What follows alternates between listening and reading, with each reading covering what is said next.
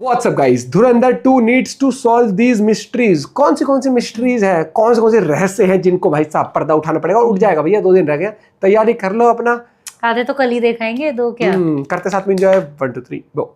धुरंधर का पार्ट 1 जब हम लोगों ने देखा तो पहली बार में सिर्फ उसको दिमाग प्रोसेस कर पाया, दूसरी बार में स्टोरी का अंदाजा लगा और तीसरी बार में कई सारे सवाल थे जो हमारे मन में छूट गए। तो क्या पार्ट 2 उन सारे सवालों का जवाब दे पाएगा? और मैं ऐसा इसीलिए बोल रहा हूँ क्योंकि ना तो ये कम सवाल हैं और ना ही कोई छोटे मोटे सवाल है। तो धुरंधर 2 के पोटेंशियल स्पॉयलर्स को ना डिस्कस करते हुए हम लोग पार्ट 1 की तरफ रिफ्लेक्ट करेंगे और देखेंगे कि क्या कुछ है जो अधूरा छूट गया और पार्ट 2 उसे कंप्लीट करता भी है या नहीं। सबसे पहले शुरू करते हैं इस हाईजैकिंग वाले सीन के साथ, because this is absolutely crazy. इस पूरी सीक्वेंस में अगर कुछ स्टैंड आउट करता है तो वो है जहूर मिस्त्री। वो कॉन्स्टेंटली अजय सनियाल को पोक करता रहता है और ये लुक सब कुछ कह देता है। ये वाला नाउ जहूर मिस्त्री के साथ एक्चुअल रियल लाइफ में क्या हुआ वो 2022-23 की कहानी है, हम लोग उस पे नहीं जाते हैं। बट अगर ये लोग मूवी में उसको दिखाना चाहते हैं, जो मुझे पर्सनली लगता है कि दिखाया जाएगा, तो इसका मतलब ये है कि मूवी की टाइमलाइन 22-23 तक तो जानी तय है। लेकिन पता है मैं पर्सनली क्या चाहता हूँ? मैं चाहता हूँ कि ये जो अजय सनियाल का लुक है ना, यही जहूर मिस्त्री के साथ जो भी उसका एंड गेम होता है वो मरने से पहले इस शक्ल को जरूर देखे। I know it sounds too good to be true, लेकिन वो सेटिस्फैक्शन मुझे तभी मिलेगा जब ये उस टाइम पॉसिबल हो। वो सीन आप याद कर सकते हो, दूसरा कितनी सवाल आता खुन्नस है आएगी। कि आलम भाई कहाँ से है? धुरंधर पार्ट 1 का एक बहुत ही इंपॉर्टेंट और इंटरेस्टिंग कैरेक्टर थे आलम भाई, जिनके साथ हमजा अपनी खुद की लियारी की जर्नी शुरू करता है। और पहले तो ऐसा लगता है कि कैरेक्टर उतना सिग्निफिकेंट होगा नहीं और काफी डिस्पोजेबल भी फील होता है, लेकिन जैसे जैसे मूवी आगे बढ़ती है हमको रियलाइजेशन होता है कि कैरेक्टर एक्चुअली कितना पिवटल है पूरी कहानी के लिए। लेकिन ना फिल्म इस बंदे के बारे में कुछ भी नहीं बताती कि कहाँ से है, इसका बैकग्राउंड क्या है, इसकी कहानी क्या है, ये कितने सालों से लियारी कराची में है और उसके पहले उसकी क्या कहानी थी। तो एक बहुत ही छोटे से सीन में हम लोग हमजा और आलम भाई को कन्वर्सेशन के दौरान देखते हैं, जहाँ पर वो बताते हैं कि जहाँ से वो हैं उनके गांव में खारा पानी आता था, इसीलिए उन्हें वॉशमा बट दुकान की चाय बड़ी पसंद थी। इसके अलावा ये मूवी कुछ नहीं बताती। हमजा उनसे पूछने की कोशिश करता है लेकिन उस पूरी चीज को बहुत ही सटल तरीके से डाइवर्ट कर दिया गया। तो देखो, इस चीज के बारे में मुझे नहीं पता। मैंने जो पर्सनल लाइफ में एक्सपीरियंस किया वो है कि राजस्थान के कुछ गांव है जहां पर खारा पानी आता है। हो सकता है कि गुजरात वगैरह में भी ये चीज प्रेवेलेंट हो, लेकिन अगर आदित्य दत्त चाहे तो वो हमको पार्ट 2 में आलम भाई का भी थोड़ा बहुत बैकग्राउंड दे सकते हैं कि वो बंदा कहाँ से था, उसकी कहानी कैसे शुरू हुई। अब इसमें बहुत ज्यादा डिटेलिंग करने की जरूरत नहीं है, बट एक छोटा सा background would help us understand the character better. फिर अगला सवाल ये आता है कि हमजा खाना खाते समय रोता क्यों है? अब जब ये सीन मूवी में दिखाया गया था ना, तो इसके ऊपर बहुत कंट्रोवर्सी हुई थी कि भाई खाना खाते हुए कौन रोता है, इसके पीछे क्या लॉजिक है, क्या रीजन है। तो मैं समझ सकता हूँ, इस चीज को साइड में रखो, पूरी कंट्रोवर्सी को। अगर तुम कभी भी अपनी लाइफ में घर से थोड़े लंबे टाइम के लिए बाहर रहे हो या घर को तुमने मिस किया है, कभी हॉस्टल में रहे हो और घर पे रहकर तुमने खाने की वैल्यू नहीं करी और जब हॉस्टल का खाना खाया तब तुम्हें रियलाइजेशन हुआ। वो तो हॉस्टल भी नहीं था, देखा था कैसे पहले पिटाया इतना और जब खाना एंड एवरीथिंग। तो I feel this is more of that thing. Plus Jaskirat का जो पूरा बैकग्राउंड और बैक स्टोरी हमको दिखाई जाएगी, मैंने अपने ओरिजिन वीडियो में डिस्कस किया है, मोस्ट लाइकली उसी से कनेक्टेड हो सकता है क्योंकि खाना खाते टाइम वो खाने को नहीं अपने घर को मिस करता है। That is just what I'm guessing। फिर एक सवाल और निकल के आता है और यहाँ पे धुरंधर 2 के ट्रेलर ब्रेकडाउन को मैं थोड़ा सा डिस्कस करूंगा, तो तुम अगर चाहो तो टाइम स्टैम्प्स देख के इसको पूरा अवॉइड कर देना। तो ये सवाल है कि जब आलम भाई रिजवान को हमजा से इंट्रोड्यूस करवाते हैं तो वो दोनों एक दूसरे को पहचानते क्यों नहीं? अब इस पूरे सीन को एक बार फिर से देखो।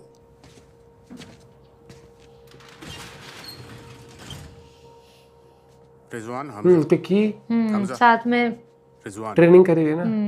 इसी किस्मत अच्छी थी। कुछ समझ में आया? ये जो लुक है ना, ये दो अनजान लोग एक दूसरे को नहीं देखते। उन दोनों ने एक दूसरे को देखा, पहचाना and they were surprised to see each other when they were standing. मतलब वो दोनों एक दूसरे को पहचानते हैं, लेकिन क्योंकि आलम भाई वहां पर हैं तो वो उस चीज को डिस्क्लोज नहीं करना चाहते और उसका रीजन बहुत सिंपल है। हालांकि आलम भाई उनके लिए एक सेफ स्पेस है, लेकिन वो बंदा भी ना नीड टू नो बेसिस पे ऑपरेट करता है। मतलब जितनी इन्फॉर्मेशन उसको देनी है सिर्फ उतनी ही दी जाए, उसके अलावा कुछ नहीं। और उसका रीजन बहुत सिंपल है। कल को अगर आलम भाई पकड़े जाते हैं तो रिजवान और हमजा के साथ तो जो होगा होगा, अगर उस बंदे को ये पता चल गया ना कि ये दोनों साथ में ट्रेन करते हैं और उसने ये चीज भी बता दी, तो पूरा का पूरा प्रोजेक्ट धुरंधर खतरे में पड़ जाएगा। आई मीन इमेजिन करो कि दुश्मन को ये चीज पता चल जाए कि इंडिया में एक ऐसी साइट है जहां पर एजेंट्स को ट्रेन किया जा रहा है सिर्फ पाकिस्तान में इन्फिल्ट्रेट करके उनकी लोकल गैंग्स को कैप्चर करने के लिए, उन पे रूल करने के लिए। फिर अगला क्वेश्चन भी बहुत इंटरेस्टिंग है, और जब मैंने पहली बार मूवी को देखा था तो मेरे को इतना क्लिक नहीं किया था, लेकिन फिर बाद में लोग निटपिक करने लगे चीजों को, तो देन इट हिट मी कि okay this is actually a big thing. तो सवाल यह है कि क्या शादी के टाइम पर हमजा ने नईम को मारा था? मतलब रहमान डकैत का जो बेटा था नईम, जब वो शादी में उसको गोलियां लगती है तो बहुत सारे लोगों ने ये स्पेकुलेशन बिठा ली कि भाई Hamza is actually the one जिसने नईम को जानबूझ के मार दिया, क्योंकि उसको तब समझ में आया कि वहां पर रहमान के 2 बेटे हैं और अगर उसमें से एक मर जाएगा तो शायद उस पूरी सिचुएशन की ग्रेविटी ज्यादा होगी, जैसा कि मूवी में हुआ भी। आई मीन जस्ट इमेजिन कि हमजा अगर दोनों बच्चों को बचा लेता तो रहमान को सेंस ऑफ लॉस नहीं फील होता, उसे सेंस ऑफ थ्रेट फील होता कि उसके परिवार के ऊपर किसी ने अटैक किया है। तो मे बी उसका जो रिटेलिएशन है बाबू डकैत के ऊपर वो उतना ज्यादा स्ट्रांग नहीं होता। हो सकता है कि वो भी वार्निंग देके छोड़ देता या फिर बाबू डकैत को जान से नहीं मारता, कंसीडरिंग कि वो उसका इलेजिटिमेट चाइल्ड है। तो हाँ, इस लॉजिक से ये पूरी थ्योरी सेंस बनाती है, बट मुझे नहीं लगता। मुझे I mean, लगता, अगर तुम नहीं इसको मारा एक होगा। ह्यूमैनिटेरियन पर्सपेक्टिव से देखते हो तो हमजा एक कोल्ड हार्टेड किलर है, माना मैंने, लेकिन फिर But भी वो बच्चे किसी को नहीं बच्चे की मारेगा। जान नहीं लेगा unless and until absolutely necessary. और चलो इस इमोशनल वाले एंगल को भी साइड में रख दो,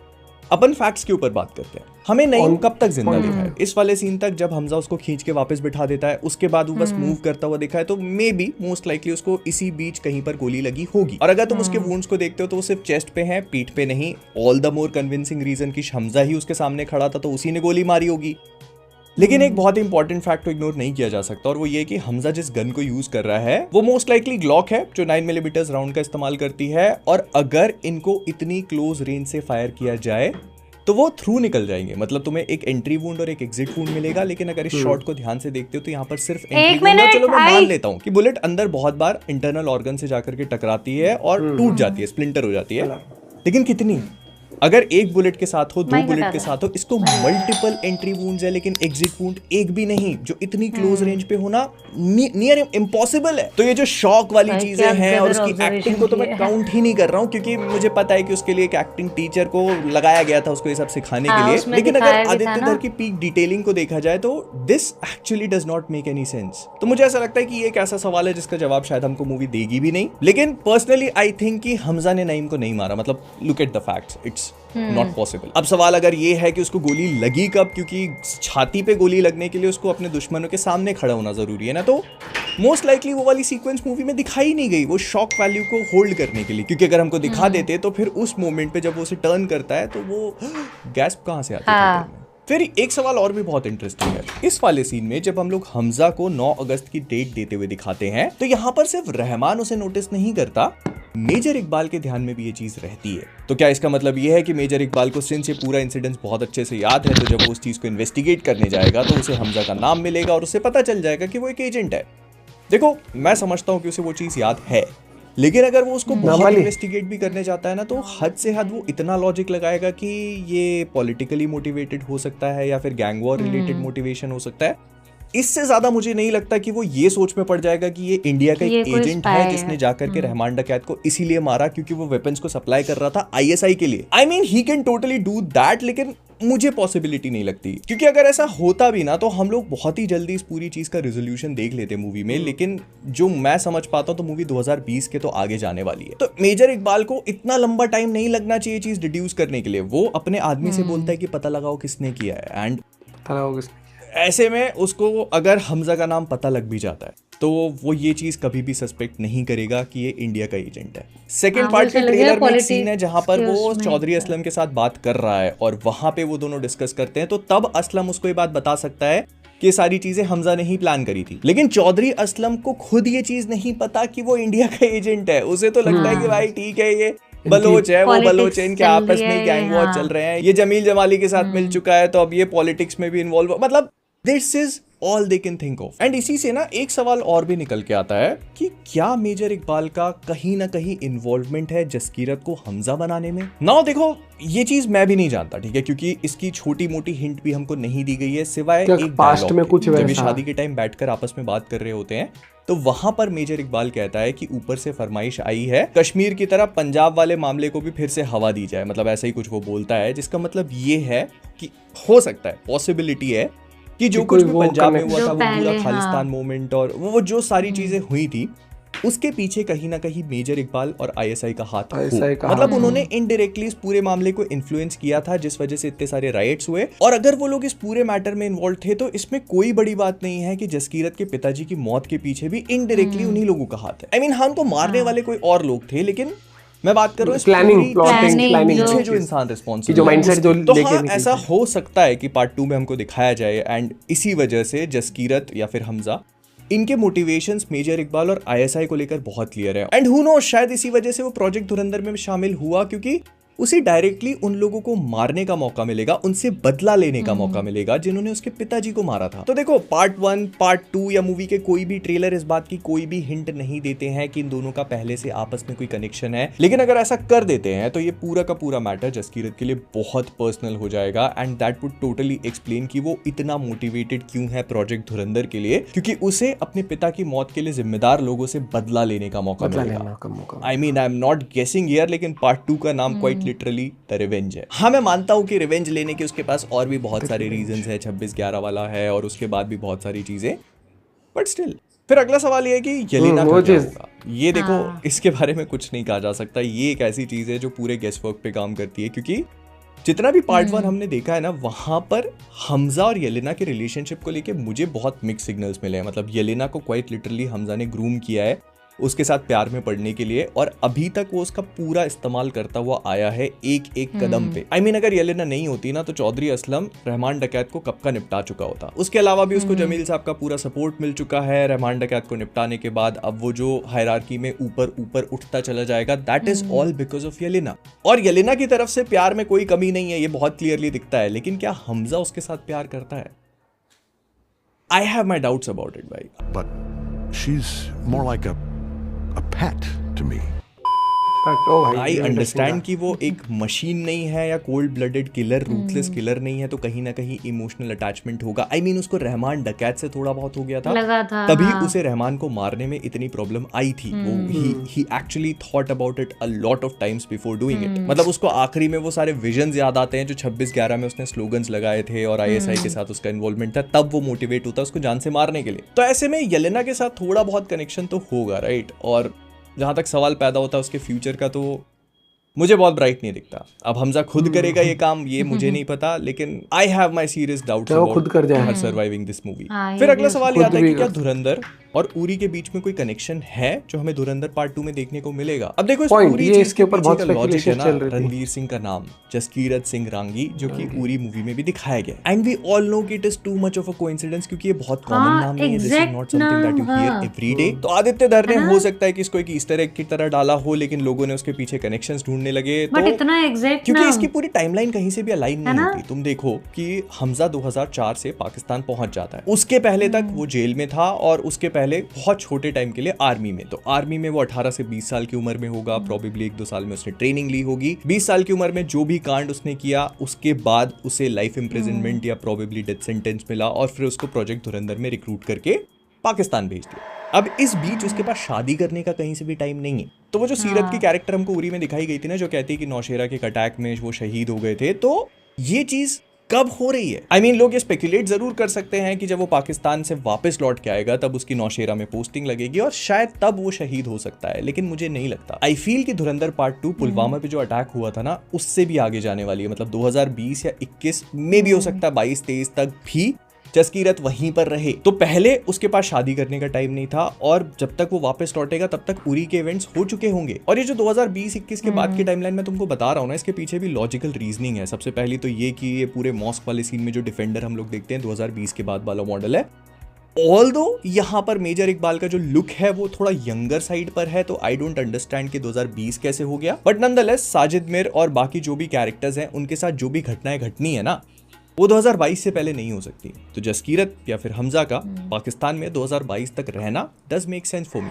और इसके बाद आता है एक बहुत ही बड़ा सवाल कि बड़े साहब कौन है। अब देखो इस सवाल के लिए ना मैं बहुत डीप डाइव नहीं करने वाला हूँ थ्योरीज और इन सब चीजों में, because I don't want to spoil the movie for everyone including myself. अब देखो बड़े साहब जो है ना वो धुरंधर पार्ट 1 में बहुत ही की पॉइंट्स पे नाम बोला गया है और इसी से जसकीरत को पता चला है, हमजा को पता चला है कि उसको डायरी में नाम नोट करके रखना है। लेकिन अगर हमें स्पेक्यूलेट ही करना है तो जो सबसे लॉजिकल नाम दिमाग में आता है वो है दाऊद इब्राहिम। इस पे मैंने पहले भी बात करी है क्योंकि इन लोगों ने अपनी कास्टिंग में भी दाऊद इब्राहिम का नाम डाला हुआ था, किसी एक्टर को कास्ट भी किया हुआ था, तो मोस्ट लाइकली हमें वो देखने को मिलेगा। प्लस जो चौधरी असलम का कैरेक्टर है वो सस्पेंड होने के बाद बड़े साहब के लिए काम करने लगता है, स्मगलिंग, जो ड्रग स्मगलिंग होती है उसके लिए, जो कि डायरेक्टली दाऊद इब्राहिम के साथ करस्पॉन्ड करती है।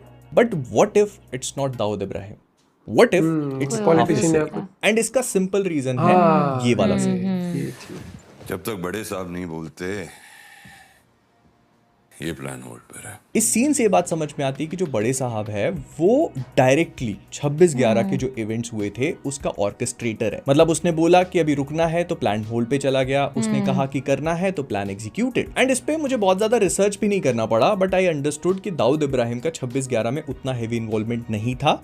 जिस इंसान का था उसका नाम है हाफिज सईद। ये लश्कर तैयबा का को फाउंडर है और इसने बहुत सारे बड़े बड़े टेरर अटैक्स करे हुए हैं, तो इसका बड़े साहब होना कैन मेक सेंस। वेयरएज ऐसा भी हो सकता है कि इस चीज में दाऊद इब्राहिम भी इन्वॉल्व हो, मतलब बड़े साहब वो भी हो, या फिर ऐसा भी किया जा सकता है कि बड़े साहब को दो कैरेक्टर्स, मतलब दो रियल लाइफ लोगों का कॉम्बिनेशन बना करके बनाया हो। I mean this movie does that multiple times, जैसे कि जो रणवीर सिंह का जसकीरत का कैरेक्टर है वो भी मल्टीपल अननोन गनमैन के कैरेक्टर का एक मिशमैश है। तो मे भी ऐसा हो सकता है कि इन लोगों ने बड़े साहब को किसी एक पर्टिकुलर इंसान के ऊपर ना बना करके 2-3 लोगों के साथ कंबाइन करके बनाया हुआ है, और ये चीज शायद हमको पार्ट 2 में देखने को मिलेगी। वो चीज मिले ना मिले हमें ये जरूर पता चल जाएगा कि बड़े साहब हैं कौन। जहां तक मैं समझ पाता हूँ तो it could be Hafiz Saeed, जो कि 26/11 के अटैक्स के पीछे उसके भी ऊपर से उसका ड्रग ट्रैफिकिंग, ड्रग स्मगलिंग में भी एक बहुत बड़ा हाथ रहा है। वो जो हमको डेविड हेडली दिखाया था ना, वो मल्टीपल टाइम्स ड्रग स्मगलिंग के केस में अंदर जा चुका है। इनफैक्ट वो सीआईए का इन्फॉर्मेंट था ड्रग ट्रैफिकिंग और नारकोटिक्स को लेकर। तो इन लोगों ने डेविड हेडली को वहां पर दिखा करके वो ड्रग्स वाला एंगल भी थोड़ा सा कवर करने की कोशिश करी है, although David Headley was also responsible for 26/11। लेकिन हाँ, मतलब जो मुझे लगता है तो it could be Dawood Ibrahim, it could be Hafiz Saeed. Hafiz Saeed के होने के चांसेस मुझे थोड़े ज्यादा लगते हैं, बाकी मूवी देखेंगे तो पता चल ही जाएगा। तो ये थे वो सारे सवाल जो धुरंधर पार्ट 1 के बाद मेरे मन में हैं। पार्ट 2 इनका जवाब देता है या नहीं मुझे नहीं पता। हो सकता है कि लोग पार्ट 3 के लिए भी चीजों को बचा ले, क्योंकि अब ऐसी हवा चलने लगी है कि जियो studios wants Aditya Dhar to make Dhurandhar part 3 as soon as possible. लेकिन तुमको जो एज सून एज पॉसिबल करना है वो है वीडियो को लाइक, सब्सक्राइब। मिलता हूँ अगले वाले में। तो जो एंड में पता चले ऑलरेडी क्या चीज 3 के लिए भी तैयार। हाँ, नहीं तैयारी होगी तो बहुत बढ़िया हो जाएगा। तीसरी बात, दूसरी तीसरी बात नहीं, एक इंपॉर्टेंट बात ये है कि अब लॉजिकली अगर चीज देखोगे तो बड़े साहब वाला ये यहाँ पर ज्यादा आ सकता है, क्योंकि दाऊद का सबसे ज्यादा एक तो मुंबई वाले में नाम आता है, जो पहले वो जो वैसे वाले कारबला हुए थे। लेकिन दाऊद का नॉर्मली इसमें स्मगलिंग, ड्रग्स इसमें है, लेकिन यहाँ पर ज्यादातर मुझे लग रहा है percentage of chance of percentage की ये इसका हाफिज सईद का हो सकता है नाम।